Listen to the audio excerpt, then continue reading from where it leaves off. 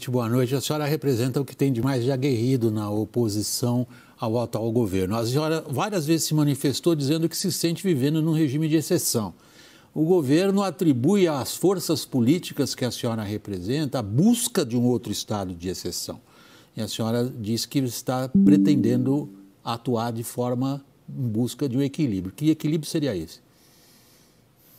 Então, William, nós, como eu represento, sou na CCJ desde o primeiro mandato, e a gente tem visto que a gestão que é feita pelos colegiados, ela só dá certo quando se ouve em todas as bancadas. Então, nesse sentido, a gente tem toda semana, antes das reuniões, nós temos reunião com os coordenadores de bancada, onde todos trazem os seus pleitos de pauta. E, nesse sentido, a gente tem que atuar como mediador. Foi isso que eu aprendi ao longo dos anos, enquanto atuei na Comissão de Constituição e Justiça. Quando nós fizemos certas críticas como oposição ao atual governo, é o nosso papel de oposição. E nós devemos lembrar também que assim como eu, o deputado Nicolas, né, ele fez recorde de votos históricos em Minas Gerais, né? Então, vale lembrar que ele foi o deputado mais votado da história de Minas Gerais, com 1.500.000 votos. Eu fui a deputada mais votada da história de Santa Catarina. O que isso representa? Representa que existe grande parte da população, a maior parte da população dos nossos estados, se identifica com várias das pautas que a gente defende, a favor da vida, da liberdade de expressão, direito à propriedade, né, segurança no campo, a favor do agronegócio. E nós representamos, então, um aspecto da população, né, que se sente representada por nós. Então, nesse sentido, a gente é a oposição ao atual governo, e a gente tem que atuar também como mediador dentro de uma comissão. Então, o nosso papel vai ser justamente esse. Na medida do possível, a gente pauta as pautas que nos trouxeram até aqui, mas desde que haja um consenso de lideranças, né? Não é fácil a gente chegar já com o pé na porta da comissão. Foi isso que eu quis dizer com a minha fala de equilíbrio e ponderação. Caio Junqueira. Deputada, na condição de presidente, a senhora pretende pautar a anistia aos condenados do 8 de janeiro e anistia ao presidente Jair Bolsonaro? Eu estou tomando pé dos projetos que estão na comissão. Não tenho ainda como afirmar isso, porque só para vocês terem uma ideia, a comissão hoje tem cerca de 9.000 projetos, né, que estão tramitando ali. No entanto, que estão prontos para a pauta, ou seja, com designação de relatório com redação correta, passando pela equipe técnica da comissão, tem só 1.500 projetos. Esse projeto, por exemplo, eu vou ter que ver se ele está na comissão, do que eu tenho conhecimento, nem chegou, nem foi designado o relator, não estaria pronto para estar na pauta. A mesma coisa, por exemplo, com a PEC das decisões monocráticas que veio do Senado. O Lira nem despachou ainda esse projeto dentro da Câmara, então ainda nós não temos nem clima político para poder falar em pautar esses projetos ainda. Eu entendo que tem que ter cenário para poder pautar esse tipo de projeto. Além do clamor popular, além da opinião pública, tem que ter um clima político e tem que ter um consenso das lideranças, ou da maior parte das lideranças, se for o caso. Então, eu acredito que é assim que a gente vê se formar a pauta das comissões, né? Daniel?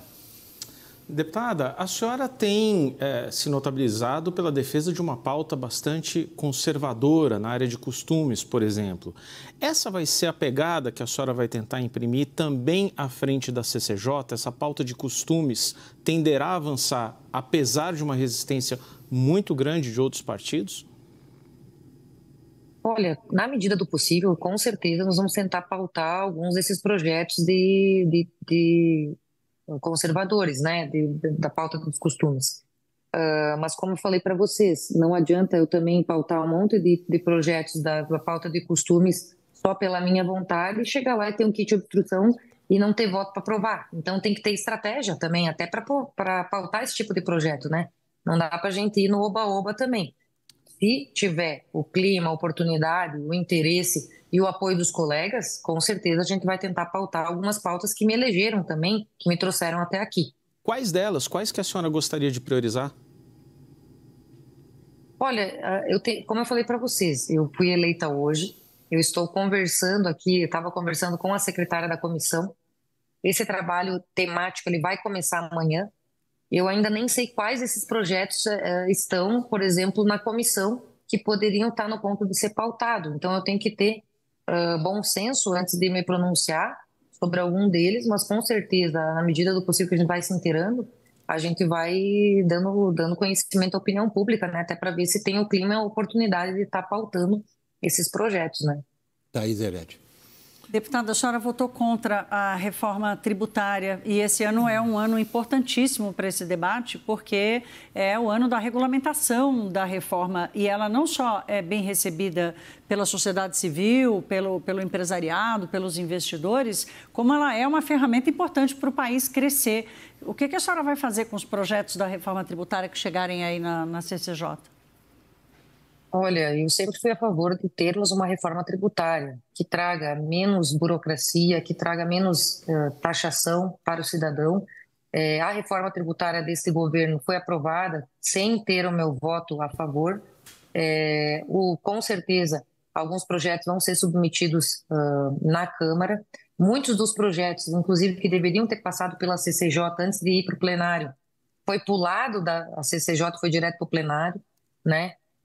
Nós temos que ver, agora vão ser feitos principalmente a parte das alíquotas e tudo mais, então nós temos que estar bem atentos ao que for a necessidade social. Se houver esse apelo, se houver esse pedido do presidente Lira e tudo mais, tem coisas que nós vamos ter que pautar, que não tem, senão o presidente Lira chama em urgência diretamente para o plenário. O caso da reforma tributária mesmo, tendo voto contra, eu vou ter que ver com as lideranças e com o próprio Lira a oportunidade e conveniência para estar pautando, né? Mas isso ainda não chegou ao meu conhecimento aqui na Câmara. Como eu falei para vocês, eu mal assumi ainda, vou ter que tomar pé de quais são os projetos que estão em andamento, né? Deputada, deixa eu fazer uso de uma expressão que a senhora usou há instantes, que é do clima político. A senhora constata, com a sua experiência política até aqui no Legislativo, um clima para o avanço de pautas que freiem o Superior Tribunal Federal? O Supremo, perdoe, eu falei errado. Supremo Tribunal. Olha, esse é um tema que tem muita polêmica, mas que ao mesmo tempo tem um grande clamor popular, né? Os eventuais aí abusos por parte do Supremo Tribunal Federal. Com certeza nós temos um clamor popular gigante com relação a isso, né? Principalmente com relação a inquéritos, temos denúncias fortes, né, de que as partes muitas vezes não têm acesso aos autos, os advogados não estão tendo acesso, né? Esse tem um clamor popular muito grande da opinião pública, né? Dentro aqui da casa, nós, deputados da oposição, falamos muito sobre isso, sobre a necessidade de que cada poder esteja dentro do seu quadrado. Eu acredito muito nisso, né? Tanto que o senador Amin esteve aqui no teu programa, né, falando sobre isso, ele foi o relator, inclusive, da PEC das decisões monocráticas, né?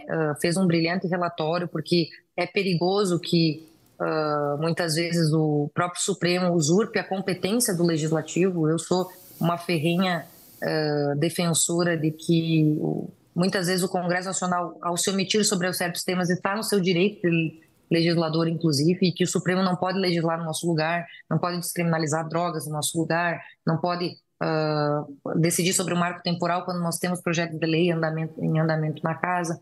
Então, eu sou favorável de que a gente tenha, claro, o papel de cada poder constitucional e que não se usurpe a competência de outros poderes. E que, no caso de excessos, cabe aos freios e contrapesos a gente fazer essa dosagem.